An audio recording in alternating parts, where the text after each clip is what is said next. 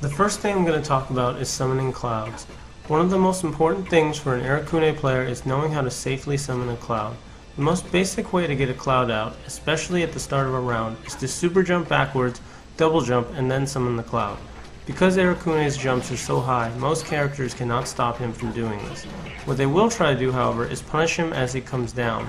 So as Arakune, you will want to be creative and use his down A, B, and C dive moves, as well as his forward A, B, and C horizontal spike moves to mix up how you recover from the cloud. Don't forget that after the dive move lands, you can hold left or right to teleport and further confuse the opponent. Now the important thing to remember is not to be too predictable with how you summon a cloud. The double jump method is very effective, but if you are too obvious with it, some characters such as Nu, Lychee, or Telkaka will punish you for it. So some other ways you can summon are while you are hiding behind your 4D bell bug, or after you hit someone with standing A into forward B, or whenever you've created enough space. Be creative and mix it up.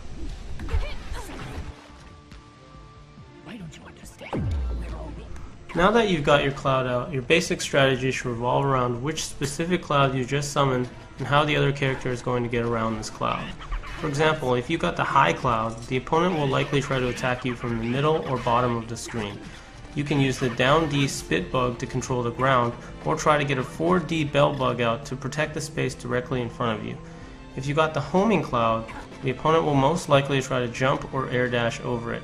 You can defend against this by summoning a 4D bell bug or by waiting for their attack and anti-airing it with standing C.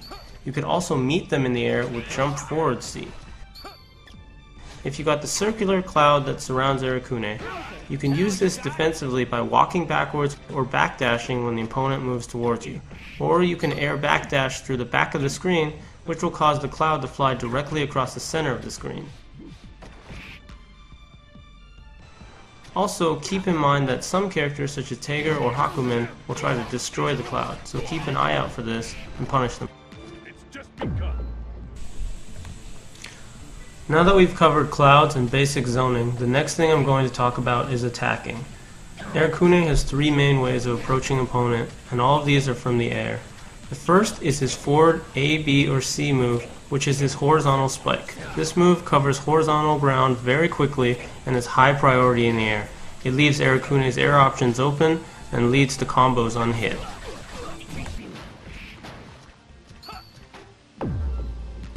Next is his down A, B, or C dive move. What makes this move so good is that its angle of attack makes it very easy to cross up with, and after it lands, you can teleport left or right to make it hard to punish. Forward teleport after this move can often lead to a throw into super if you are tricky with it.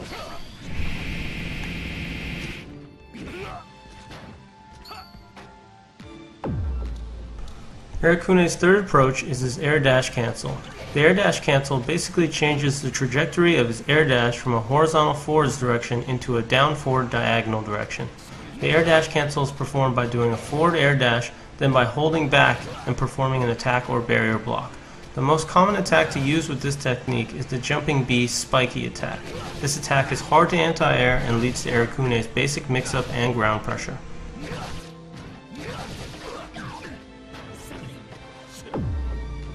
Once the opponent blocks Arakune's air dash cancel jump B attack, Arakune can now begin ground pressure and mix-up. Arakune has strong mix-up when he is in this spot. I will list some basic options, but you will want to be creative and come up with your own. First, Arakune can simply jump back into the air and do another air dash cancel jump B attack. Doing this repeatedly and mixing in a jump D ground bug attack creates a very effective high-low game.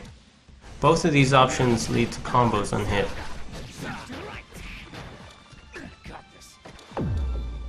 Next, Arakune can go into his ground pressure. This includes crouching A, standing B, forward A, or forward C. Standing A and standing B lock the opponent down and prevent him from jumping. Crouching A also keeps them in place and hits low. Finally, forward A and forward C are the overhead moves that add the mix-up. All these moves lead into combos and good damage, so use different combinations and sequences of these moves and keep the other player guessing.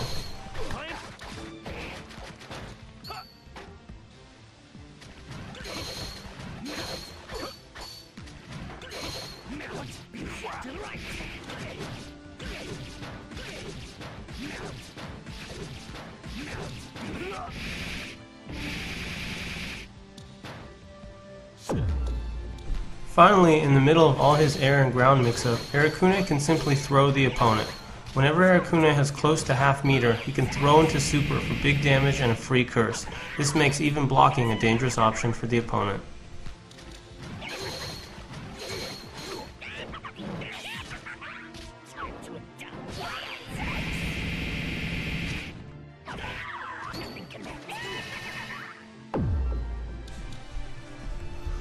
After all that mix-up, your opponent is probably cursed.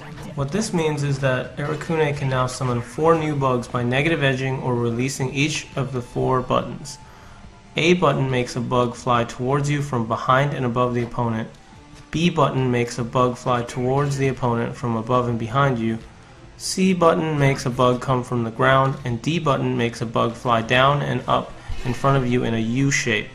All of these bugs hit once, except the D bug that hits multiple times. Keep in mind that you can also hold forward or back when releasing a bug to change where the bug will go. Mastering control of these bugs is vital to every part of Arakune's game, especially his bigger combos, so make sure to practice this. And remember, the opponent will remain cursed until he hits you, he throw breaks you, or your curse meter runs out, so plan your strategies accordingly.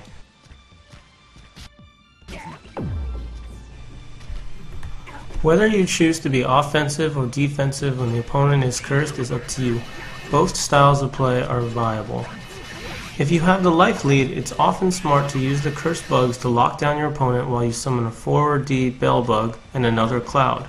If you are behind or just feeling aggressive, you can also use the bugs to lock down your opponent or cover you while you move into attack.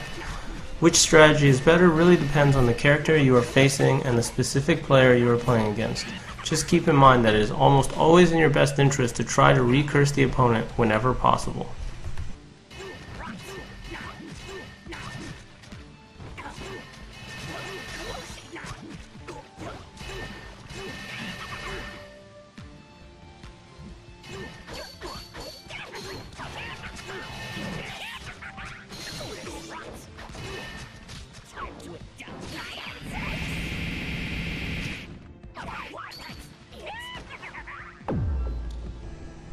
Finally, I'm going to cover a somewhat advanced strategy called the Arakune corner trap. While playing as Arakune, it is often in your best interest to try to push the other character into the corner and get them cursed. Once cursed and in the corner, what you want to do is repeatedly spit at the opponent with the down D move. However, you want to be holding forward and down while doing this attack. What this does is cause your multi-hitting D bug to come down right over your opponent and keeps him from jumping. Now the key to the corner lockdown is that the multi-hit debug is summoned after every 2 times that you spit. Knowing this, what you want to do is spit twice, then press forward and D to summon a bell bug. The reason you do this is that the multi-hit debug will appear and lock the opponent down while you begin to summon the bell bug. Once the bell bug is out, you go back to spitting. Spit twice or 4 times depending on how you want to set up your trap, and then summon another bell bug.